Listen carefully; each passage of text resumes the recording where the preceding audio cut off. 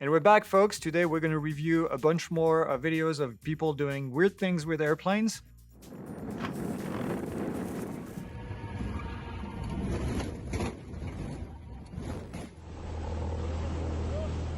Tom, you ready? I'm ready. Let's do it. Let's play this and see what happens. Looks like a low-wing Piper. Ooh, that's a flat landing, and that's a nose. Ooh. Yeah. So, if there was a definition of... What? Whoa. That's pretty good. What is that called? Porpoising. Porpoising. There you go. One of you make a porpoise sound? Oh, thank you. If there was a definition of porpoising, this is it. So they come in, and basically what happens is that they land pretty much on the nose gear as the first touch point, right? Yeah, first touch point. And then they just keep bouncing back and forth. Doop, the nose gear just collapses completely, which is hard to do on a Piper Warrior because these things are built like tanks. It is a really strong airframe, but any airframe, given physics, will cause it to fail. But if you watch that nose wheel the entire time, all the way to the airplane, and all that momentum keeps getting transferred into it. Well, it keeps getting worse and worse, right? Right. It almost looks like he lands on the main gear at first, but like kind of flat. And then there's no slowing down at all of this thing. To me, it looks like he was trying to get it on the ground and just didn't try to recover. And I can't tell right there at the beginning if he, like that, he came in really at a really low angle. And short, very But I short can't of the tell- runway. Do you look at that? Yeah, he was short of the runway, but also it looks like there's that grass berm at the end, and Yeah. I can't tell if he clips that, which that could destabilize his approach as well. But he's way too shallow when he comes in, and then Yeah. he starts porpoising, and he's trying to get it on the ground when, after about the second bounce, the best way to fix that would be to initiate a go around, add that power back in, increase that angle of attack, and even if it settles onto the runway, that'll calm it down some. Yeah. Oof. Yeah, this is a go around, obviously. You start to do this, you pull back on the flight control, and they have enough speed in this case. It feels like if they had pulled back on the control a little bit and get the nose up, but that's definitely a go around is the best decision in this case. I do think to go around, because I've actually done this. I did this in a Cessna right after getting my private certificate.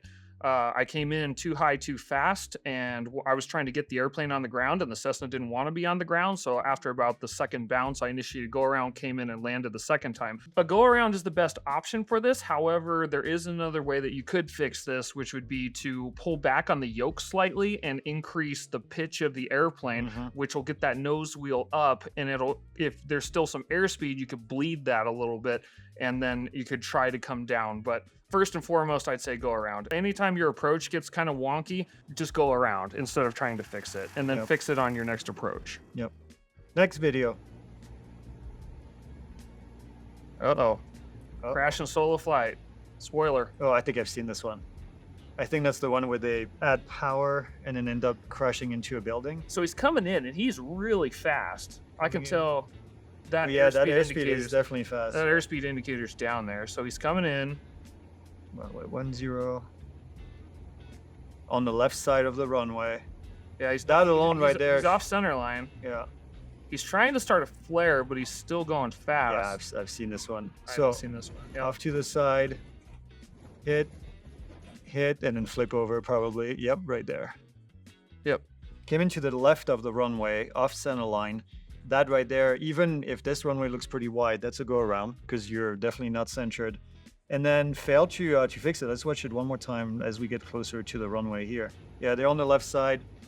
And then as soon as they touch down, they're going, it looks like probably a crosswind maybe, pushing them.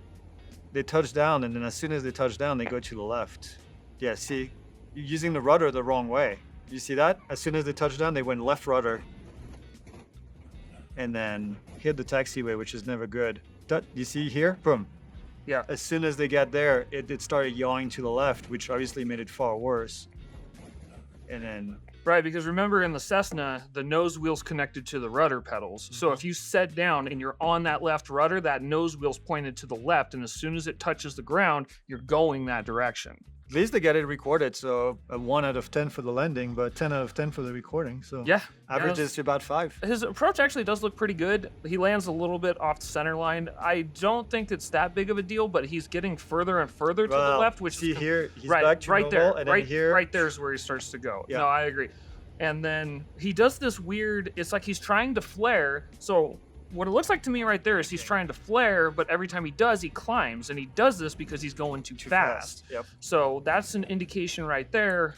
He should have leveled off and could let that airspeed bleed. Because remember, the 3 steps to a landing is your aiming point, level off, wait for it to sink, and then start the flare. Because he's in the middle of the, like, almost in the middle of the wide arc, which I don't know what that adds to in the 172, but that's definitely really fast. Yeah, he's definitely going way too fast. Yeah. Airspeed and poor rudder control, I think, is the culprit on this one. Which, for a key to a good landing, is the correct airspeed, and then, of course, the correct center line and everything. It's a stabilized approach. That's what we call it. So if you're not in the stabilized approach, then you should go around. I agree. Starting to hear a common theme here of go Yes. around. Okay. So he comes in, lands, starts to go to the left, overcorrects, goes to the right. Instead of applying the brakes and reducing the power, goes full power to go around. He's at full power right now, trying to climb, trying to turn with the control, and then end up hitting the hanger. So there's a lot to unpack actually in this one, because it's a common overreaction that you see in students, not on solo usually, but with a flying instructor. I've had students do that to me. But here he comes in, he lands obviously on the not parallel, the longitudinal axis, not parallel to the Right, runway. he side loads a little Side loads. And then as soon as he does, do you see right here, he applied full power. So he already applied full power because he's trying to go around. It's too late because he's already on the ground. He's already sideways. So now he's sideways, but he decides, I'm just still going to keep trying to go around, even though there is no way he can make it. And then now he's pulling back. He doesn't have the speed, obviously. And now he tries to correct with the control yoke and then ends up hitting. So simple correction here. If you're landing like this and this happens, simply go power back to idle and then apply the brakes. And then maybe you'll crash on the taxiway on the side, but at least you won't go hitting full speed. This could have been far worse if you had gotten up in the air, because now he's up in the air stall. with stall, and then that could have probably been deadly, quite frankly. So he's lucky to have made it out. Play it a little more. Yep. Where's he looking? Is he looking down the runway? Because it looks to me like he starts looking off into the grass right there. Yeah. And always remember, you're gonna naturally want to go where you're looking. Yep. So he's looking, he's trying to fix it, but then he realizes that he's gonna hit that building. Like right here, he goes power to idle and then full power right away. He's already on the ground and not centered. You never apply full power unless you're aligned with where you want to go. Right. And this obviously was never going to work. And then I love the turning the yoke like it's going to turn the wheels, right? That's a natural reaction in a car. I Yep. don't want to run into this. Let me turn the wheel. Yep. And so he's going back to his muscle memory. Yep. Which That's is exactly what it is. doesn't apply in the airplane. So don't be that pilot. 90% of the time is a go around, but you need to just be prepared for it. So Yeah, the first 2 videos were basically you should have gone around, and the last video was you should not have gone around. Student pilots, it's a difficult thing. And as a flying instructor, quite frankly, it's difficult to figure out and guess that your student is going to be doing this during your first solo. You never know how they're going to lose everything they've learned all of a sudden as soon as they're by themselves. So it's a tough thing. Thanks for watching. If you like this kind of videos, you can check out this one right here where we give you a bunch of tips on how to actually land correctly and avoid doing just that.